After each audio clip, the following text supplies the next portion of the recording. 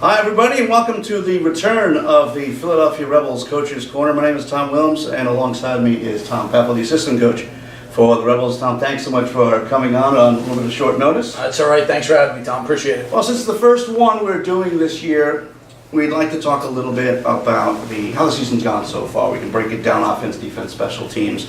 We'll even give you kind of an open forum to kind of do that. The offenses look good at times, defense look really good, and the goaltending as well. And I really like the special teams, which is where I want to start. The special teams, over the 3 years here in the Delaware Valley, the special teams have been fantastic, something that is a big point of pride for the Rebels. Yeah, you know, that's something that you mentioned and we take pride in. We work on it a lot. We have guys that are sacrificing their bodies and sacrificing for the greater good of the team. But we work on it a lot. I think right now we're sitting at first on the power play in the league. And second or third right around Top there on three, PK. So it's been a strong point for us. It's definitely made and break some games for us. Usually it's going in our favor, but again, that's just the guys being dedicated, buying in, and everybody being on the same page and doing whatever they have to do. One note that's different on the special teams this year, especially on the PK, is scoring some shorthanded goals. The last couple of years, it was basically one, maybe two shorthanded goals because we're so dedicated to being on the kill. This year, you notice, at least I noticed this year, that you can certainly see that there's a breakout after you. Okay, we're going to get the puck. Let's see if we can get a goal here. Yeah, we're a very opportunistic team. We like to take our chances, and when we get them, hopefully capitalize. But you got guys like Ryan Patrick and Andrew Bellin and Olsen. When they get their legs moving, they can get going, and it's hard to catch them. So if we can catch a break and get that puck out of the zone, let's go. All right, we'll start on the back end now. Taking a look at the goaltenders, another big point of pride for this team over the past few years is having that great two-headed monster between the pipes. And this year's really no exception, although it's taken some time to kind of grow. Yeah, you know, we weren't sure what we had coming in. You know, we had an idea about Ryan Keene, and billing was a little bit of a surprise for us. A good surprise. Worked out great for us. It can be tough being a goalie. You know, I was never one, but from what I hear and from being around the game so much, to stay focused, whether you're in or whether you're out, and the type of game we play, we don't give up too many chances. So a goalie needs to stay focused for that 60 minutes, and they could go 3-4 minutes not see a shot, and then all of a sudden bang, 3 or 4, and it could be a great day. But the two of them, great personalities, professionals about it, good teammates. When one's in, the other one's right behind them, and you know, we couldn't ask for a better duo right now. Well, talking about the defense, we'll move up the ice a little bit, and again, not giving up those chances. It's a great defense here at the Philadelphia Rebels. A lot of players had to be replaced from last year's amazing team, and give you an idea of Dusan Kamek is a really great addition that came late in the season. But again, you're looking at a top 8 that can compete with anybody in this league. Yeah, we lost a good group last year for sure. They were the foundation of the team. A little bit younger this year. But we still have something there. We have a good group. We have guys that are working every day, and I think on the back end it's a little more of a work in progress than it was in previous years. But it's certainly there, and you can see that it's paying off. So we'll keep working there, and I think the guys are doing a good job. But Deuce has been a welcomed addition, to say the least. Now we'll finish up with the offense. The offense near the tops in the league again. Not exactly blowing people away as far as numbers of goals, but they get so many shots. In most games, you guys are out shooting the other team, and at the end of the day, the more shots, for the most part, you're going to get most goals.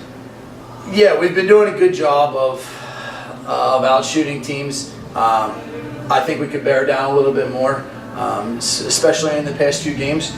Playing good hockey. We had a little bit of a slip up the other night, but for the most part, the past 4 or 5 games, we've really been playing good hockey. A lot of offensive chances, a lot of great A's, and we need to bear down on those opportunities. A couple of those games were a little closer than we would have liked, where if we just bite the ball, bear down a little bit, we're going to get those chances. They're going to keep coming, and we're going to score more goals, and it's going to be better for everybody. Well, now let's take a look towards what's going on right now. We just finished up a 5-game homestand, taking 3 out of the 5 into 2 losses, came in overtime. And especially this past game, coming back from a 3-1 deficit against the New Jersey team that, well, has played the Rebels well since, you know, day one that the teams have moved here. A good comeback, and unfortunately just couldn't quite finish it out, but I'd say a solid homestand. Very good homestand. Like I said, the past 4 or 5 games we've been creating so many opportunities. Pucks are bouncing our way. We had the 2 losses in overtime. The first one came against the Generals, and I think we played really good hockey, and that night the bounces didn't go our way. I think we deserved a better outcome that night. What do we have? Jersey 2 nights ago, and you could see that the 3 in a row last weekend and a tough week of practice caught up with us a little bit. I don't like to make excuses for them, but we didn't turn it on until the 3rd period. And going down the stretch here, 60 minutes of hockey is what we're going to need, and the boys know that that's not acceptable, and we're going to figure it out, and we're going to move on from there and build off a pretty strong weekend overall. Well, it's going to probably be your toughest stretch of the season right now. A 9-game road trip, starting with a trip to Johnstown this weekend. Give me an idea of playing that in that atmosphere. And Johnstown is the bigger arena in this division. For the most part, everyone else plays in kind of community rinks except for us and Johnstown. But Johnstown, they have a great crowd, a great tradition over there, and it's always fun to play against those guys.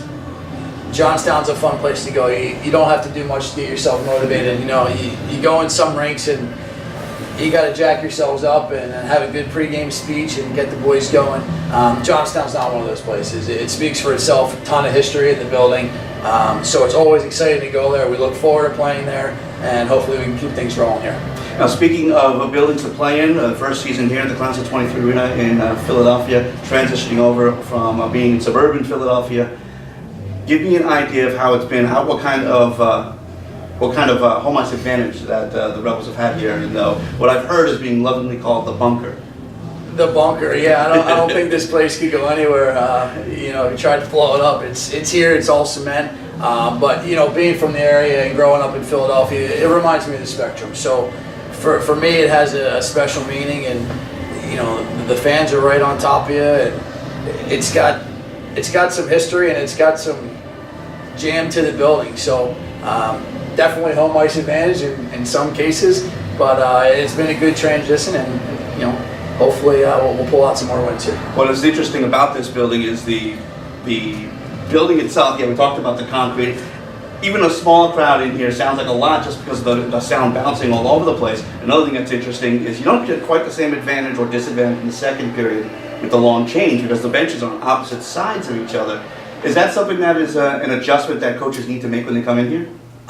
You know, I think maybe at first, but I think there's so many good coaches in our league, and especially our division, that they've made the adjustment pretty easily. And you know, for us, that's just part of having home ice advantage. And the best part about the benches are having people right behind you, whether it's good guys on our side or heckling the away team. So it's really nice to have them right on top of you there, and they get to hear everything, and we get to hear everything, so it works for both of us. Well, Tom, thanks so much for joining us. This is assistant coach Tom Peffall. Again, thanks so much for joining us. The return of the Philadelphia Rebels Coaches Show. We'll be back to do it again next week. Do yourselves a favor. Check out PhiladelphiaRebels.net for our upcoming schedule. You get information and for tickets as well. To come out here to the Class of 23 Arena and come out check out the Rebels if you haven't done so already. So again, thanks so much for joining us. I'm Tom Wilms, and we'll see you next time. Thanks, Tom.